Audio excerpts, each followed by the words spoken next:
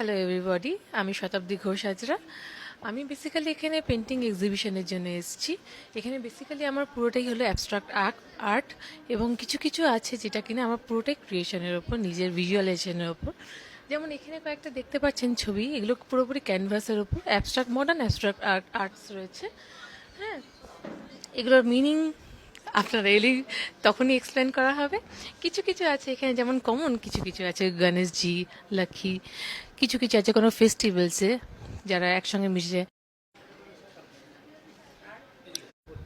এখানে যেমন কিছু কিছু কমন দেখতে পাচ্ছেন, লক্ষ্মী ঠাকুরের ছবি। এখানে যেমন দেখতে পাচ্ছেন তিনজন মিলে গল্প করছে। এখানে যেমন দেখতে পাচ্ছেন গণেশজির ছবি।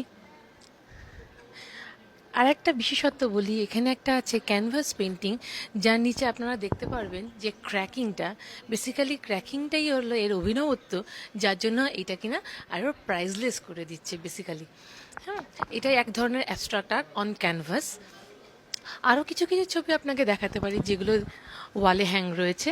আমার সঙ্গে প্লিজ আসুন। এখানে একজন দেখুন, কলসি কাকে নারী, এর কিন্তু একটা আলাদা মিনিং আছে, যে মিনিংয়ে আঁকাটা এঁকেছি। আপনারা প্লিজ যদি ভিজিট করেন এখানে, তাহলে কিন্তু আপনারা এটাকে ভালো করে পরিদর্শন করতে পারবেন। কিছু কিছু আরও ছবি আছে, আপনারা খুব জানেন উড়িষ্যার পিপলি আর্ট খুব কমন, কিন্তু সেই পিপলি আর্ট আঁকা হয় কাগজের, নর্মাল কাগজের ওপর, অথবা কিনা হয় পাতার ওপর, কিন্তু আমি এটা এঁকেছি কিন্তু পুরো কাপড়ের ওপরে। কিছু কিছু কমন ছবি দেখতে পাচ্ছেন, শ্রীকৃষ্ণের ছবি।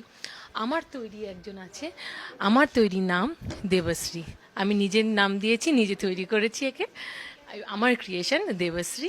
এবং দুর্গা ঠাকুরের বোধনের সময় যখন, বা দুর্গা ঠাকুরের যখন বিসর্জন হয় সেই সময় যখন সিঁদুর খেলা হয় সেই সময়কার একটা ছবি। আরও অনেক ছবি আছে।